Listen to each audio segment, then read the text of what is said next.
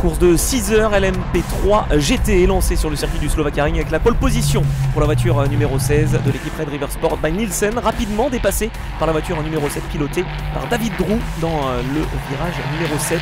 Superbe performance de la part du pilote suisse. Belle performance également pour la voiture numéro 21 de la famille Robert et d'Hugo Carini qui, après quelques minutes de course, se retrouvait en 3e position. Derrière, la voiture numéro 9 menait la catégorie Ultimate Gentleman avec à son volant Eric Trouillet accompagné de Luis San Juan.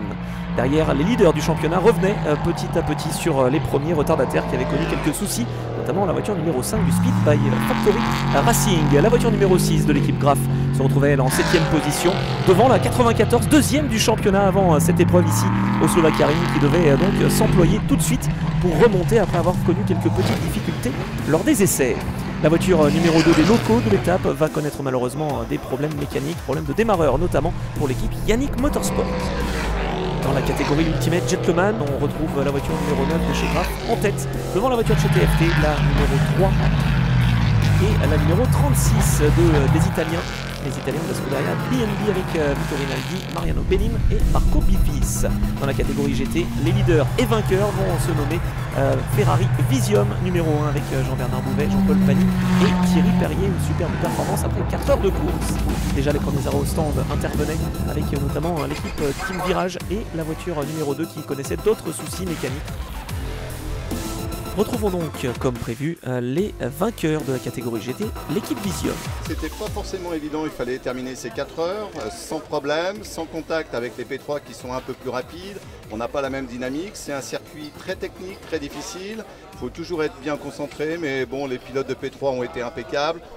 Mes 2 copilotes ont été super. Moi, j'ai fait ce que j'ai pu. Non, ça a été correct. Et on a passé quand même un bon week-end, donc c'est ça qui compte. Si la Ferrari s'est arrêtée après 4 heures de course, la course justement continue avec d'autres arrêts au stand et passages obligatoires. Après 5 heures de course, c'était la voiture numéro 9 de l'équipe Graf qui menait donc cette catégorie Ultimate Gentleman et le général de cette course. Superbe performance pour l'équipe tricolore emmenée par Pascal Roturier. La deuxième position après cette voiture numéro 9 revenait à la voiture numéro 26 des leaders du championnat qui attaquait fort pour revenir. L'équipe composée de 2 pilotes, Mathias Kaiser et Vincent Capillaire, en préparation pour les 24 heures du Mans, devançait la voiture numéro 21, la Norma de l'équipe DB Autosport avec Lionel Robert, Antoine Robert et Hugo Carini. Belle performance également pour la voiture numéro 14 de l'équipe Inter Europol Compétition qui petit à petit remontait dans le classement. La numéro 7 était si bien partie mais va retomber dans le classement et terminer à une 5e position, bien loin de leurs espérances. La voiture numéro 21 va finalement se placer 3e à l'issue de cette course de 6 heures très disputée sur le Slovakia Ring. La voiture numéro 21 qui va échouer à quelques encablures donc de la voiture numéro 9 qui était leader jusqu'à quelques instants du drapeau à damier. La voiture pilotée par Luis San Juan était malheureusement en difficulté, certes leader de la catégorie Ultimate Gentleman, mais elle va perdre la première position dans les ultimes instants de cette course qui va être remportée par la voiture numéro 26 de l'équipe Wimmerwerk Motorsport. Deuxième victoire cette saison. La voiture autrichienne va donc conforter sa position de leader au classement général avec donc Vincent Capillaire et Mathias Kaiser, vainqueur donc après une course extrêmement disputée. 6 heures ici sur le Slovakia Ring. C'est la joie évidemment pour les 2 pilotes qui peuvent donc célébrer une 2e victoire en 3 courses cette saison. C'était vraiment une superbe course.